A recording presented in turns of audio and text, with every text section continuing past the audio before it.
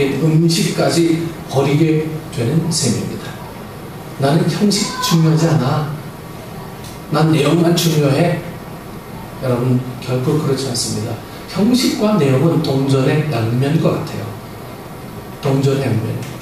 두 개 다 존재해야 그 모든 것들이 움직일 수가 있는 거죠. 모든 일에는 적절한 형식이 필요합니다. 여러분, 예배가 뭡니까? 예배요. 예를 갖추어 절하는 거예요. 예배가. 예를 갖추는 것에 걸맞은 형식이 분명히 있어야 하는 것입니다. 여러분, 제가 여기서 뭐 답답한 넥타이 매고 꼭 이래야 됩니까? 제가 런닝바람에 그냥 막 설교하면 여러분 설교가 달라집니까? 반바지 차림에 여기 서서 설교하면 설교가 달라져요? 그렇지 않잖아요. 내가 드려진 이 선포하는 말씀이 저희 어떤 자그마한 형식과 준비와 성의와 이런 모든 것들이 합해져서 이게 바로 선포가 되어지는 거예요. 여러분들도 마찬가지입니다. 교회 때 가장 좋은 옷을 입고 가장 좋은 예물을 드리고, 옛날 우리 어른들은 그랬어요. 그냥 아무런 돈이나 막 헌금하지 않았어요. 빳빳한 돈 은행에서 바꿔가지고, 그걸 못하면요 집에서 돈 한 장 한 장 다 다려가지고 막 드렸어요. 여러분, 그 10,000원짜리 드린다고 생각해 보세요. 10,000원짜리가 구겨진 돈이든 정말 다리들에서 펴진 돈이든 그게 달라집니까? 그러진 않아요. 하지만 그 형식이 그 사람의 예배를 결정질 수 있는 중요한 요소가 된다는 거예요. 여러분이 그래서 형식을 무시하면 내용도 같이 버려질 수밖에 없다라고 하는 거예요.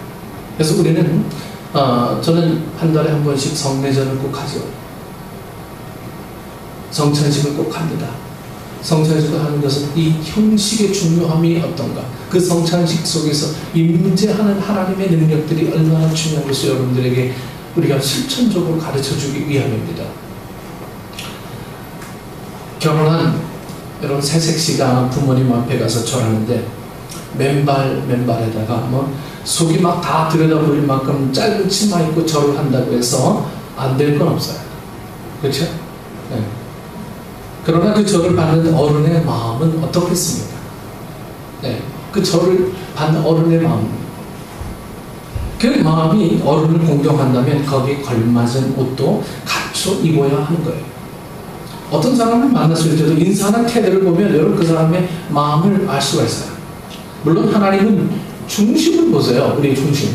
사무엘상 16장 7절에 하나님은 내가 보는 것은 사람과 같지 아니하니 사람은 외모를 보거니와 나 여호와는 중심을 보느니라 하시더라. 오늘 우리가 하나님 앞에 예를 갖춰 예배를 드리지만 하나님은 우리의 중심을 보시고 예배를 받으시는 것입니다. 바울 또한 이렇게 가르쳤습니다. 디모데후서 3장 2절에서 5절 말씀에 사람들이 자기를 사랑하며 경건의 모양은 있으나 경건의 능력은 부인하니 이 같은 자들에게서 네가 돌아서라. 여러분, 하나님의 자녀된 우리는 하나님보다 자기를 더 사랑하는 사람에게서 돌아서야 합니다. 여러분, 쉽지 않습니다.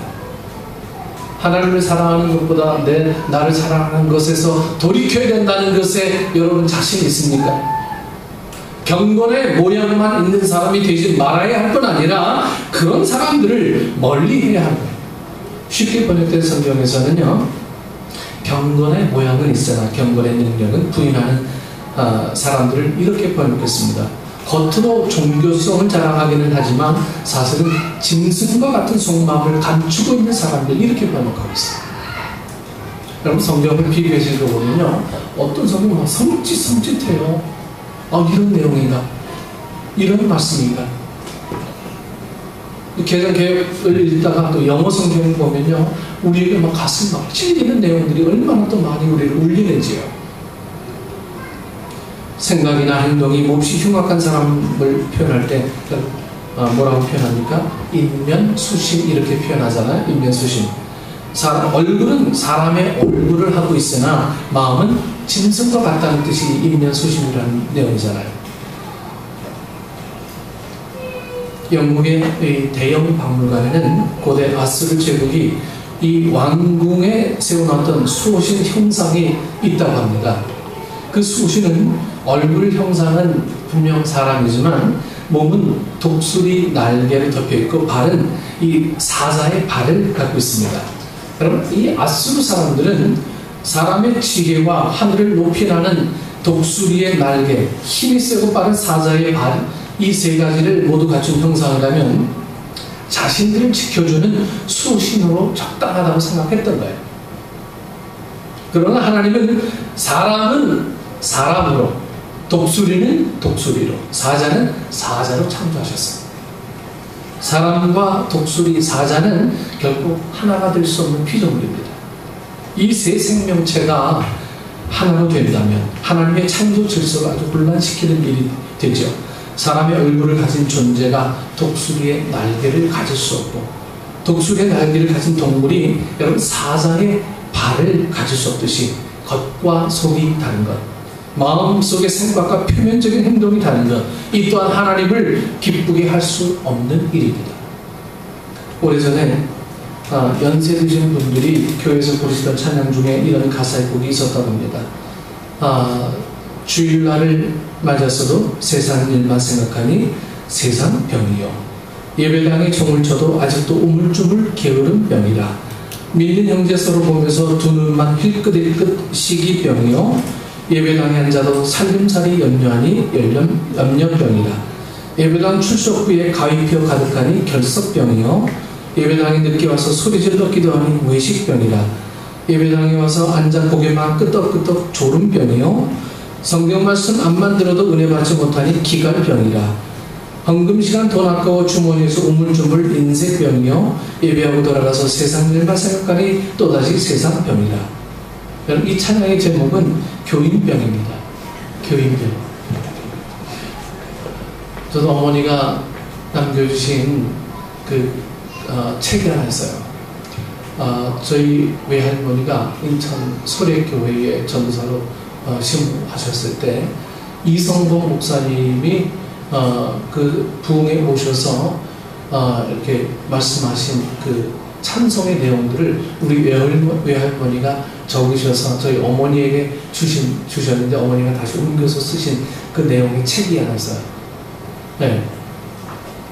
그 내용의 책을 제가 쭉 읽어보니까 그때도 역시 계속 주님을 고대하는 그 내용들이 그 책에 계속 기록되어 있더라고요. 그때나 지금이나 주님을 기다리는 그 내용들을 아직도 갖고 있어요. 여러분, 오늘 우리는 좀 긴장하지 않는 교인들이 된 건 아닌가, 이런 생각을 해봐요. 긴장하지 않는다. 평안하면 그것이 모든 것이 다 된 것처럼 생각하는 우리 교인병이 우리에게 얼마나 많이 있는지 몰라요. 그럼 평안하면 평안한 겁니까? 그리스도는 고난을 받아야 돼요. 고난 받는 것이 그리스도의 몫입니다. 우리가 편안하면 많은 영혼들이 결국 편안해질 수 없는 것은 우리에게 사명이 있기 때문이에요. 사명이. 하지만 우리의 목표는, 신앙의 목표는 대부분 다 내가 편안한 것에 목적을 두고 있으니까, 내가 편안하면 주님이 불편하세요. 주님만 불편하십니까? 다른 복음을 듣지 못하는 사람도 불편해지는 것. 그래서 이게 온전한 평안이 아니라고 하는 것을 여러분들이 좀 아셔야 될 필요가 있습니다. 내가 좀 그래서 불편해야 돼요. 내가 고난을 좀 받아야 되고요, 내가 핍박을 좀 받아야 되고, 내가 어려움을 좀 당해봐야 되고, 내가 좀 힘들어 봐야 되고, 그것이 그리스도인의 몫입니다. 그 그리스도인의 몫이 온전 세상 사람과 동일하게 편안함에만 목적이 되어 있고 거기에만 추구가 되어 있다면 하나님께서 나에게 원하시는 일들을 과연 나를 통해서 이루실 수 있느냐 하는 거예요. 고난받기를 기뻐하라는 말들이 바로 이런 뜻입니다. 평안만을 쫓는 사람들은 결국 주님의 마음을 이해할 수가 없어요. 예배자로서의 삶을 살아갈 수가 없다라고 하는 것입니다. 우리에게 없는 것 같지만 사람에게 분명 인정받으려는 병이 누구에게나 있습니다. 누구에게나. 어제 그 민준이랑 밤에 숙제를 같이 했거든요. 엄마가 전화 와서 어떻게 있나 그래서 마침 숙제를 다 끝내고요. 민준이가 제게 하는 말이요. 목사님, 엄마에게 숙제 다 했으니까 자랑해 주세요. 막 이렇게 막 하는 거예요. 얼마나 뿌듯한지 자기가. 네, 독서 2권 하고, 국어하고, 영어도 하고, 막 다 했거든요. 순식간에. 그랬더니 막 자기가 막 기쁜 거예요. 막 알려주고 싶은 거예요. 인정받고 싶은 거예요. 여러분, 이건 어린아이나 어른이나 다 똑같습니다. 여러분, 힘든 사람들을 구조하면서 자기 자신이 받을 칭찬과 이 박수에만 관심 있는 병든 성도에게 예수님이 이렇게 가르치셨습니다. 너는 구제할 때에 오른손이 하는 것을 왼손이 모르게 하여 내 구제함을 은밀하게 하라. 그러나 이 말씀이 그리스도인들이 행하는 모든 선행은 반드시 숨어서 얼굴 드러내지 않고 해야 한다, 이런 뜻이 아니에요. 예수님은 제자들에게 마태복음 5장 16절 말씀에 너희 빛이 사람 앞에 비치게 하여 그들로 너희 착한 행실을 보고 하늘에 계신 너희 아버지께 영광을 돌리게 하라, 이런 말씀하셨습니다. 여러분, 오른손이 하는 일을 왼손이 모르도록 은밀히 돕는 것과 너희 빛이 사람 앞에 비치게 하는 것을 서로 반대되는 가르침처럼 들리기도 합니다. 하지만 중요한 것은 어떻게라는 이 방법이 아니라 무엇을 위해라는 목적입니다. 선행을 드러내어서 우리가 믿는 하나님께 영광을 돌리게 하는 삶이 중요한 거예요. 우리 모두가 우리의 선행을 드러내서 사람들에게 보여서 하나님께 영광을 돌리게 해야 합니다. 목적은 분명 하나님 앞에 영광이 되는 일이에요. 그래서 여러분들이요, 분명히 크리스찬으로서 해야 될 일들은요, 숨어서 하되 사람들이 알고 그것이 바로 영광이 되도록, 내 영광이 아니고 하나님의 영광이 되도록 우리가 그런 목적을 갖는 거예요. 여러분, 생활하는 모든 것들이요, 전부 다 이런 사고방식으로, 이런 직장생활을 하고 사회생활을 하고 이웃생활을 같이 한다면 여러분 굳이 전도하지 않아도 여러분 삶을 들여다보는 사람들을 통해서 전도의 능력은 분명히 있게 될 것입니다. 자연적인 교회 성장이 이루어지지 않은 이유는 그리스도인에게 영적인 능력이 사라져버렸기 때문이죠.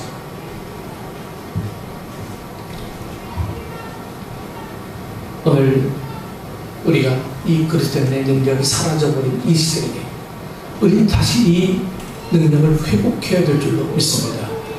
이 회복하기 위해서는요, 여러분들이 스스로 겸비하여 낮아져야 합니다. 섬기기를 생활화해야 되고, 전에도 제가 자주 말했죠. 어떤 사람이 정육점에 가서 자기는 늘 나쁜 고기만 달라. 다른 사람이 더 좋은 고기를 먹을 수 있도록. 넌 그게 최고의 선은 아닙니다. 하지만 자기 삶 속에서 그렇게 하는 것들이 그리스도인의 능력을 나타내는 길이라고 하는 것을 보여주는 하나의 어떤 짤막한 어떤 예화가 됩니다. 그리고 다른 사람의 선행에도 우리 좀 박수를 보내주지 말아야 돼요. 박수를. 오늘 본문의 회당과 거리에서 나팔을 울며 구제에 나서는 사람들의 목적은 분명했습니다. 마태복음 6장 2절에 사람에게서 영광을 받으려고 회당과 거리에서 하는 것 같이, 그들이 나팔을 불며 구제하는 행위 자체가 잘못된 게 아니라 사람에게서 영광을 받으려는 것이 그 목적이 문제였어요. 우리의 빛이, 선행이 사람 앞에 비치게 할 때는 여러분 어떻게 합니까? 5장 16절에 하늘에 계신 너희 아버지께 영광을 돌리게 하라. 선한 행동이, 우리가 하는 선행의 목적이 하나님께 영광을 돌리게 하는 것이라면 여러분 거리에서 나팔을 불며 돕더라도 그 일을 알려야 돼요. 더 많은 사람들이 우리의 구제와 착한 행실을 통해서 하나님께 영광을 돌리도록 해야 합니다. 어려운 사람들을 돕고 사는 이유는 여러분 뭡니까? 사람에게 영광을 받기 위해서가 아니고요, 하나님께 영광을 돌리기 위해서죠. 여러분, 우리가 좀 인생을 좀 넓게 생각합시다. 우리는 순례의 길을 가는 하늘 백성들입니다. 이것이 좀 넓게 보는 믿는 사람들의 어떤 삶의 모습을 보는 가장 좋은 예라고 봅니다. 우리 순례자들이에요. 순례자들. 여러분, 순례자들은요, 많은 것을 달고 다니면 불편합니다. 많은 것을 모으면 불편해요. 자꾸만 놔야 돼. 그래 자기 짐이 가벼워지는 거예요. 영원한 생명은 하나님께서 예수 그리스도를 믿는 사람들에게 은혜로 주시는 선물입니다. 그러면 우리는 사람들에게서 받을 이 영광보다 하나님께 영광 돌리는 일에 관심을 가지고 힘써야 합니다. 내가 선택하는 것 같지만 그 선택은 하나님께서 결정 지어주시는 것, 이것을 우리가 믿어야 합니다. 그런 삶을 살고자 결심한 우리들에게 약속하셨어요. 마태복음 6장 4절에 너희 아버지께서 갚으시리라. 여러분, 좋은 일 실컷 해놓고서 우리에게 보상이 없으면 우리가 무슨 소망을 갖고 일하겠습니까? 주님께서 갚으신다고 했어요. 주님께서. 여러분, 주님께서 주시는 이 일들이 우리의 것과 비교할 수 없으리라는 것은 여러분들이 짐작하고도 남을 겁니다. 주님께서 갚아주신다고 했어요. 갚아주신다는 하나님의 말씀을 우리 모두 믿으시기를 원합니다. 우리가 하는 선행은 선행이 좋은 것이라면 나팔을 불면서라도 종을 치면서라도 해야 합니다. 그러나 우리가 잘난 척하기 위해 하는 것은 하나님의 영광을 가리는 외식하는 자가 되는 거예요. 하나님께서 허락하신 여러분 이 생명 살게 하시는 동안 베풀고 나누며 사는 승리자들이 좀 됐으면 좋겠습니다. 네.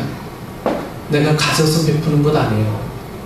주님이 우리 허락하셨기에 베푸는 거죠. 우리의 개념들을 약간만 좀 다른 방향으로 보게 되면 베풀어야 될 이유들이 우리에게 얼마나 많은지 모릅니다. 요즘 제가 병원을 자주 갑니다. 병원 가다 보니까 소리치며 우는 아이들, 네? 뭐 깨진 사람들, 뭐 연세대 가보니까 암병동이 따로 있어요. 아주 큰, 한 20층 넘는 그 병동이 꽉 차가지고 들어가지 못해서 대기하는 환자들도 엄청나게 많다고 합니다. 어려움을 겪어야 왜 그렇게 했을까라고 하는 이런 생각은 이미 늦은 생각입니다. 어려움을 겪기 전에 우리가 하나님 앞에 겸손하게 무릎 꿇어 하나님 내 사명을 확인하여서 내가 원하는 선택이 아닌 하나님이 원하는 선택을 할 수 있도록 내게 은혜를 베풀어 주옵소서. 그런 능력이 여러분들에게 있기를 소망합니다.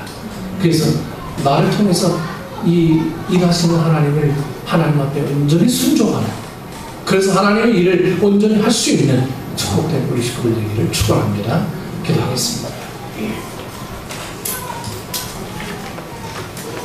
언제나 우리에게 좋은 것으로 채우시는 하나님, 그러나 내 기준이 너무 강하다 보니까 무엇이 좋은 것인지 우리는 우리 마음속에 너무나 욕심만 가득 찹니다. 우리 마음은 채워도 만족할 수 없는 마음인데 이것도 채우고 저것도 채우고 다 채워야 되는데 언제까지 채우기만 반복할 것입니까? 이제는 비우는 연습을 하게 하여 주옵소서. 나누는 연습을 하게 하여 주옵소서. 섬기는 연습을 하게 하시고 주님께서 그렇게 사셨다는 모습을 우리 삶 속에서 조금이라도 가질 수 있는 저희 모든 삶이 되어줄 수 있도록 성령님 인도하여 주옵소서. 많이 있어서 나눠주는 것이 아닙니다. 없는 곳에서 나눠주게 될 때 그 역할의 능력들은 주님께서 기쁘시며 하나님께서 갚으시는 능력이 있을 줄 믿사오니 그 능력의 약속을 따라서 날마다 하나님 앞에 나아가기를 주저하지 않는 저희들 되게 하여 주옵소서. 아버지 하나님, 이 시간도 병상에 누워있는 우리 혜빈이 위해 기도합니다. 성령님, 언제까지 될지, 언제까지 병이 혜빈이에게 고통을 줄지 모르지만 성령님 인내할 수 있는 능력을 허락해 주옵소서. 견딜 만한 능력을 허락하여 주옵소서. 물질에 시험당하지 않도록 그 가정을 축복하여 주옵소서. 아버지 하나님께서 주신 사랑의 은혜를 힘입어 하나님께서 갚으시겠다는 약속을 반드시 믿는 우리 혜빈이의 가정을 되게 하여 주옵소서. 승리케 하시는 예수님의 이름으로 기도드리옵나이다. 아멘.